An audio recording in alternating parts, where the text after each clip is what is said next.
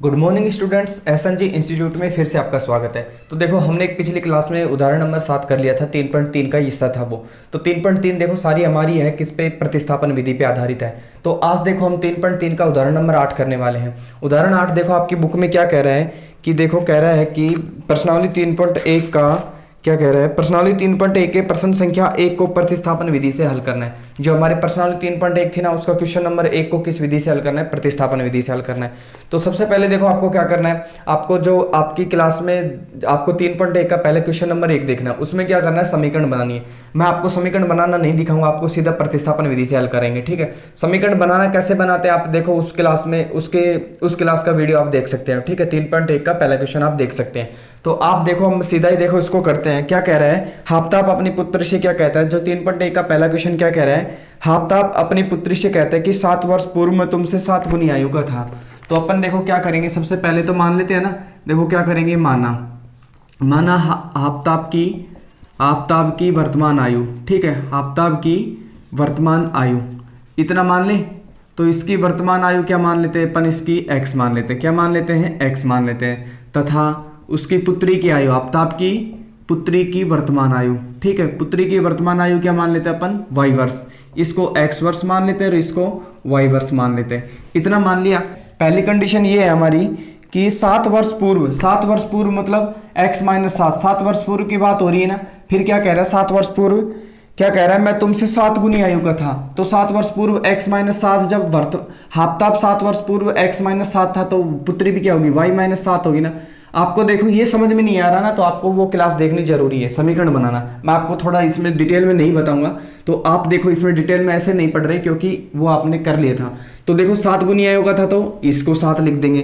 ठीक है, ये हमारी कौन सी थी, समीकरण नंबर 1 थी। और क्या कह रहा था, दूसरी बात क्या कह रहा था कि अब से 3 वर्ष बाद, अब से 3 वर्ष बाद मतलब x प्लस में 3। अब क्या कह रहा है, x प्लस में 3 मतलब ये भी क्या आएगा, y प्लस में 3 वर्ष बाद, तो ये भी 3 वर्ष बाद ही जाएगी।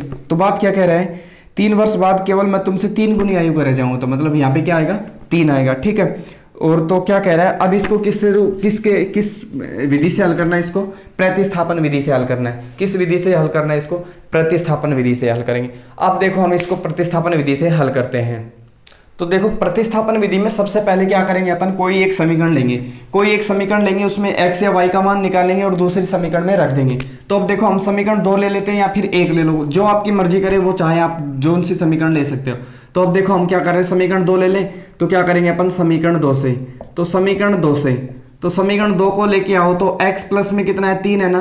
तो मैं क्या कर रहा हूँ, x बराबर में 3, y प्लस में 3। ठीक है, मैंने ये पद वैसा का वैसा लिख दिया। और x प्लस में 3 है तो प्लस का 3 उधर जाएगा, किस में हो जाएगा, माइनस का 3 हो जाएगा। क्या हो जाएगा, माइनस का 3 हो जाएगा। ठीक है, इतना आ गया। अब इसको क्या कर देंगे अपन, समीकरण नंबर क्या नाम दे देंगे, 3 नाम दे देंगे। क्यों लिख दिया, देखो हमने या तो हमें x बराबर लिखना है या फिर y बराबर, हमें कोई एक चर राशि का मान दूसरे चर राशि के पदों में लिखना है। ये हमारी कौन सी होती है, प्रतिस्थापन विधि। यही तो कहती है या तो x के बराबर लिखो या फिर y के मान बराबर लिखो, इस समीकरण से या फिर इस समीकरण से। हम चाहे जो आपकी मर्जी करे, आप तो समीकरण 1 ले लो चाहे 2 ले लो, उसमें भी क्या करना है, या तो x बराबर लिखो या फिर y बराबर, ऐसे पक्षांतर कर लो, x के बराबर लिख लो, बाकी के सारे पदों को उधर भेज दो। फिर या तो y के बराबर लिखो, फिर सारे पदों को उधर भेज दो, बराबर से उधर लिख दो। ठीक है, ये हमने कौन सी विधि करनी है, प्रतिस्थापन विधि में ऐसा ही करते हैं। ठीक है, आगे क्या करेंगे, देखो ये समीकरण नंबर 3 हो गई। अब इस x का मान किस में रखेंगे, समीकरण 1 में। समीकरण 2 में क्यों नहीं रखेंगे, क्योंकि समीकरण 2 से तो ये हमने प्राप्ति की है। तो क्या लिखेंगे, x समीकरण 3 का मान, क्या लिखेंगे, समीकरण 3 का मान। समीकरण 3 का मान किस में रखेंगे, समीकरण 1 में रखने पर, समीकरण 1 में रखने पर। तो समीकरण 1 में रखो। तो समीकरण 1 क्या है, देखो हमारे पास में x माइनस 7 है ना, जहाँ पे x है उसकी जगह ये लिखना है सारा का सारा। तो ठीक है, तो x की जगह क्या लिखोगे, 3, y प्लस में 3 माइनस 3, जहाँ पे x है उसकी जगह ये लिखना है। इतना लिख दिया। फिर क्या लिखना है, माइनस के 7 बराबर में, अब क्या है 7, फिर y माइनस में 7। अब इसको देखो पक्षांतर करेंगे, गुणा भाग करेंगे और किसका मान आ जाएगा, y का मान आ जाएगा। देखो करो, तो इसको गुणा किया तो 3y आया, फिर प्लस में 3 3 कितना आया, 9 आया। ठीक है, अब क्या करेंगे, माइनस का 3 और माइनस के 7 कितने होते हैं, माइनस के 10 होते हैं। इतना हो गया। अब क्या करेंगे, बराबर में 7y और माइनस के कितने होते हैं, 7 7 49 हो गए। ठीक है, इतना आ गया। अब क्या करेंगे अपन, देखो अब क्या करेंगे आगे, देखो 3y और 7y को, y को एक तरफ कर लें। तो तो कर लो। तो कितना आया देखो 3y और माइनस के कितना आएगा 7y और बाकी के सारे पदों को उधर भेज दो। देखो बराबर में -49 है और 10 ऐसे 10 इधर से माइनस का उधर जाएगा तो प्लस का 10 हो गया। बराबर से इधर 9 कैसा है, प्लस का उधर जाएगा तो माइनस का हो गया। ठीक है, अब हमारे पास में देखो y का मान आ जाएगा। तो 3y माइनस 7y तो कितना बचा माइनस के 4y बराबर में देखो माइनस का 49 और माइनस के 9। देखो माइनस का 49 और माइनस के 9 हो गए कितने, माइनस के 58। माइनस के 58 हो गए। माइनस के 58 में से प्लस का 10 देखो जोड़ेंगे तो कितना बचेगा, माइनस के 48। कितने बचेंगे, माइनस के 48। आए समझ में आपको। देखो प्लस माइनस का ध्यान रखना, माइनस माइनस की संख्या क्या होती है, चिन्ह माइनस का आएगा लेकिन जुड़ती है, और प्लस की क्या हो जाएगी, घट जाएगी। ठीक है, -48 आ गया। तो देखो दोनों तरफ माइनस माइनस है तो क्या हो गया, प्लस। बराबर में एक और खासियत होती है, देखो क्या, अगर दोनों तरफ क्या है माइनस माइनस तो प्लस हो जाएंगे। ठीक है, तो देखो y बराबर कितना आया हमारे पास में 48/4 आया। कितना आया, 48/4 आया। मतलब y बराबर कितना आया हमारे पास में 12 है ना, 12 चौका 48। तो y बराबर कितना आया, 12 वर्ष आया। अब देखो y किसको माना था हमने, आफ्ताब की पुत्री की आयु माना था। तो क्या या किसकी पुत्री, ये सॉरी किसकी आयु आई, ये आफ्ताब की पुत्री की आयु आई। अब क्या करेंगे, देखो y बराबर हमारे पास में कितना आया, 12 आया ना। तो y बराबर 12 आया तो आप समीकरण किसमें भी रख सकते हो, आपकी जो मर्जी करे, आपको जो सरल लगे उसमें रख दो। समीकरण 1 में रख दो, समीकरण 2 में रख दो, समीकरण 3 में रख दो। तो आप देखो किस में रखें अपन की जो सबसे सरल हो। तो अपन देखो y बराबर किस में रख दें, y बराबर 12 किस में रखें बताऊं, इसमें रखें या फिर समीकरण 2 में रख लें। तो समीकरण 2 में रखते हैं। देखो छोटी कैलकुलेशन होगी, यहाँ पे तो रख लो और रखो। तो यहाँ पे क्या आएगा, देखो x प्लस में 3 क्या रखना है, देखो y बराबर क्या लिखोगे, y बराबर 12।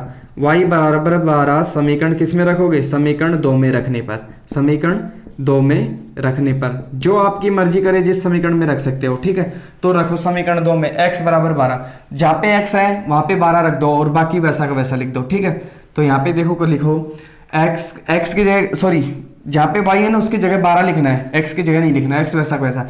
x प्लस में 3 बराबर में 3, y की जगह क्या लिखना है 12 प्लस में 3।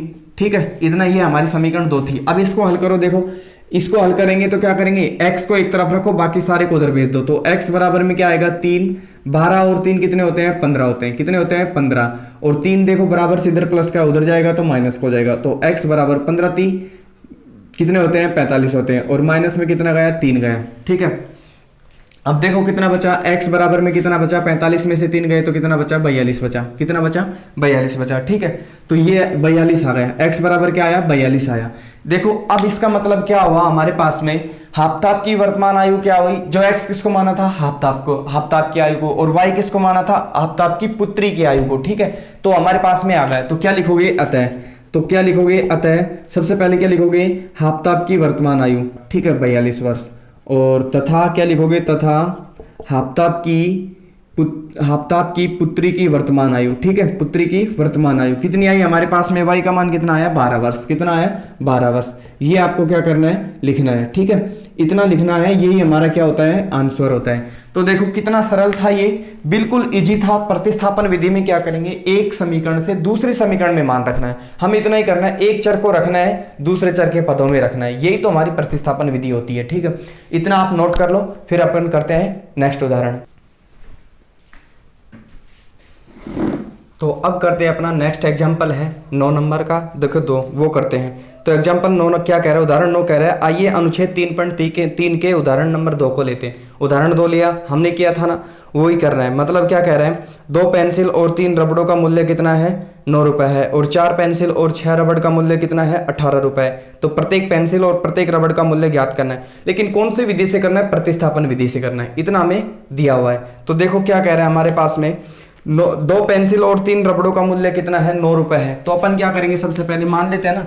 तो क्या लिखोगे, माना एक पेंसिल का मूल्य, एक पेंसिल का मूल्य कितना मान ले अपन, x मान ले। एक पेंसिल का मूल्य x रुपए मान लेते हैं। तथा और क्या माने, एक रबड़ का मूल्य कितना मान लेते हैं, y रुपए मान लेते हैं। इतना मान लिया हमने। तो इतना मानने के बाद में देखो, आपको समीकरण नहीं बनानी आती तो समीकरण बनाने के लिए आपको उदाहरण नंबर 2 की जो वीडियो है वो आपको देखनी पड़ेगी। आपको बिल्कुल इजी है, आपको अच्छे से समझ में आएगी। ठीक है, तो अपन देखो इसको लिखते हैं। क्या कह रहा है, देखो 2 पेंसिल और 3 रबड़ों का मूल्य, 2 पेंसिल मतलब दो पेंसिल क्या है, 2x है ना, प्लस में 3 रबड़ों का मूल्य मतलब 3 रबड़ मतलब 3y, कितना रुपए कह रहे हैं, 3 रबड़ों का मूल्य कितना है, 9 रुपए है। ठीक है, ये हमारी समीकरण नंबर 1 हो गई। दूसरी बात कह रहा है देखो 4 पेंसिल और 6 रबड़ों का मूल्य, 4 पेंसिल मतलब 4x और 6 रबड़ मतलब 6y का मूल्य कितना है, 18 रुपए। कितना है, 18 रुपए। ये समीकरण हमारी हो गई कौन सी, 2 नंबर की हो गई। तो देखो समीकरण हमारे पास में 1 और 2 है। अब क्या करेंगे अपन, प्रतिस्थापन विधि में सबसे पहले अपन क्या करते हैं, या तो x बराबर लिखो सारे पदों को, या फिर y बराबर सारे पदों को लिखो। तो अपन क्या करेंगे, देखो समीकरण 1 से लिख लें। तो हम क्या कर रहे हैं, समीकरण 1 ले रहे हैं इस बार। क्या ले रहे हैं, समीकरण 1 से। ठीक है, समीकरण 1 से ले रहे हैं अपन। समीकरण 1 को लोग क्या लिखेंगे, 2x प्लस में 3y कितना है, बराबर में 9 है ना। अब क्या करेंगे अपन, x को देखो x को एक तरफ ले लेते हैं, बाकी के सारे पदों को एक तरफ ले लेते हैं। 2x बराबर क्या आया, 9, माइनस के कितने आए, 3y। देखो मैंने पक्षांतर किया, 3y बराबर से इधर प्लस का उधर जाएगा तो माइनस का। तो x बराबर क्या आएगा, 9 माइनस 3y, और बटे में क्या जाएगा, 2 इधर आ जाएगा, भाग में आ जाएगा। ठीक है, ये हमारे पास में किसके आ गई, इसको समीकरण नंबर क्या कह देंगे, 3 कह देंगे। ये हमारे पास में समीकरण 3 आई। अब इस समीकरण 3 को किस में रखेंगे, समीकरण 2 में रख लेंगे। ठीक है, तो क्या लिखा हुआ है, समीकरण 3 को समीकरण 2 में रखने पर, समीकरण 3 को समीकरण 2 में रखने पर, तो समीकरण 2 में रखो। तो समीकरण 2 में रखेंगे तो देखो क्या हुआ है, जहां पे क्या है, जहां पे x दिखेगा उसकी जगह ये मान रखना है, 9 माइनस 3y बटे में 2। तो 4 है, 4 वैसा का वैसा लिख दिया। x की जगह क्या लिखेंगे अब, 9 माइनस 3y बटे में कितना, 2 लिख दिया। अब प्लस में 6y और बराबर में कितना, 18 लिख दिया।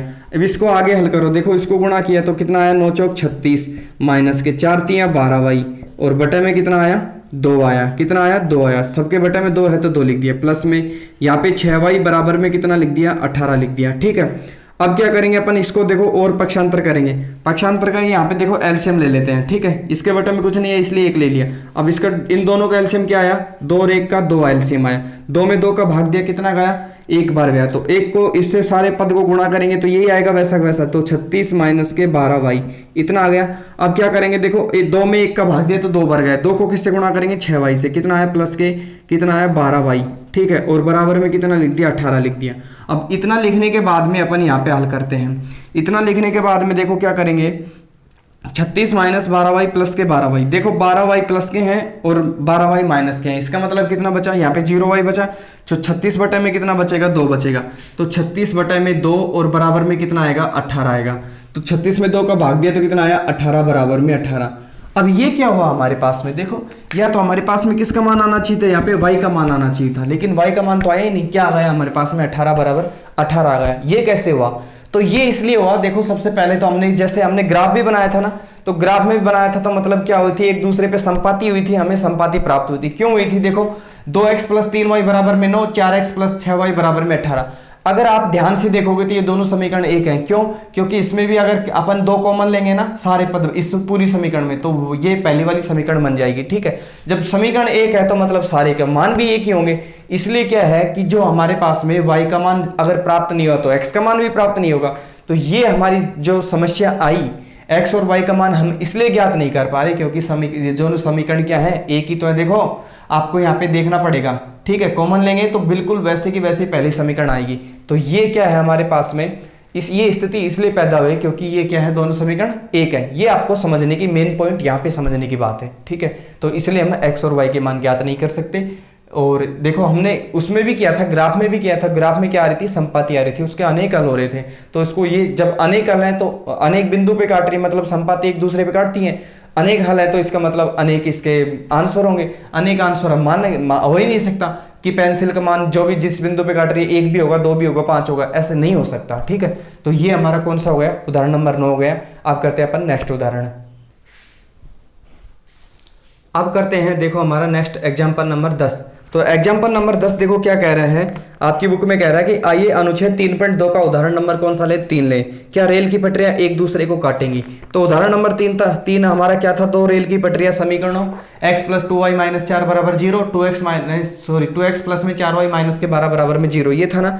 अब क्या कह रहा था, इसमें ये पूछ रहा है कि ये क्या रेल की पटरियां एक दूसरे को काटेंगी। ठीक है, तो अपन क्या करेंगे, इसमें सबसे पहले देखेंगे हम, तो देखो इसको हल करने के लिए क्या करेंगे अपन, वही करेंगे x और y के मान ज्ञात करेंगे। तो x y के मान ज्ञात करने के लिए सबसे पहले देखो अपन क्या करेंगे, यहाँ पे इसमें देखो या तो आप समीकरण 1 लो या फिर समीकरण 2 लो। इसमें क्या करेंगे अपन, एक को x बराबर लिख देंगे, ठीक है, y के पदों में लिख देंगे। तो अपन क्या लेते हैं, सबसे पहले समीकरण 1 ले लें क्योंकि हमें छोटी लग रही है। तो क्या लिखेंगे, समीकरण 1 से, तो समीकरण 1 से, तो समीकरण 1 को लेके आए, अब लिख दो। देखो x क्या है, समीकरण 1 x प्लस 2y माइनस 4 बराबर 0 है ना। तो अब क्या करेंगे, देखो x बराबर लिख दो, x बराबर 4 कैसा है, इधर बराबर से इधर माइनस का उधर जाएगा तो प्लस का 4 हो गया। 2y कैसा है, बराबर से इधर प्लस का उधर जाएगा तो बराबर से माइनस का हो गया, ठीक है, ये हो गया हमारे पास में।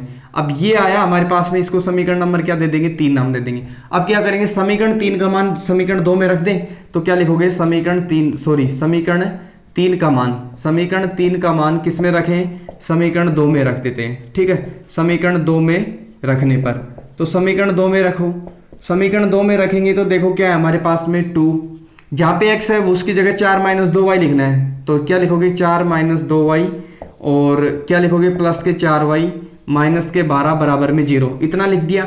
अब इसको हल करेंगे तो देखो यहाँ पे 2 को 4 से गुणा किया तो 8 आया, माइनस 2 दूनी 4y आया, प्लस के 4y माइनस के 12 बराबर में 0, इतना आ गया।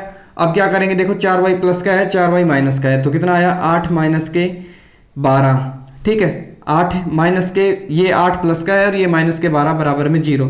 तो देखो 8 प्लस का है और 12 कैसा है, माइनस का, तो कितना आया, माइनस के 4 बराबर में 0। ये आ गया हमारे पास में, ना तो y का मान आया हमारे पास में, ना x का प्राप्त हुआ है, लेकिन प्राप्ति और कुछ हो गया, -4 बराबर 0।